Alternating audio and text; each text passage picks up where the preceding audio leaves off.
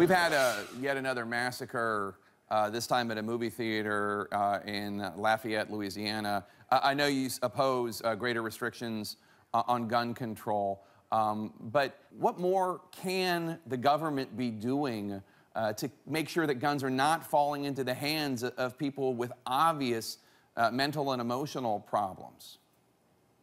And I think we have the laws in place. Enforcement of those laws is what seems to be lacking both in Charleston and here in Lafayette, Louisiana.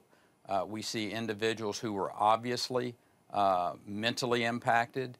These were individuals who I think that somewhere somebody didn't do their job in the standpoint of enforcing the laws that are only on the book.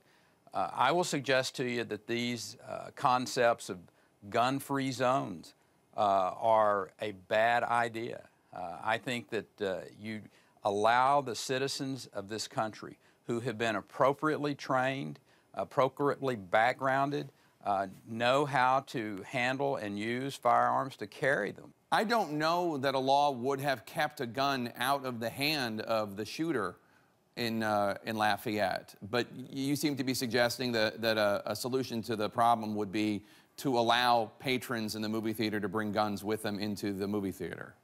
I think that it makes a lot of sense to send the message across this country. If we believe in the Second Amendment, and we believe in people's right to protect themselves and to defend themselves and their families, that to tell them that they cannot carry a weapon that they are legally obliged to carry, that they have been through the training for, makes sense to me. That makes more sense than trying to keep the gun out of the hand of the person who had been involuntarily committed to begin with? I didn't say that there's one more important than the other. Okay. I shared with you, I think that the laws are on the books to keep individuals, obviously, I think that's what's happened in these two cases, and we need to enforce the laws that are on the books.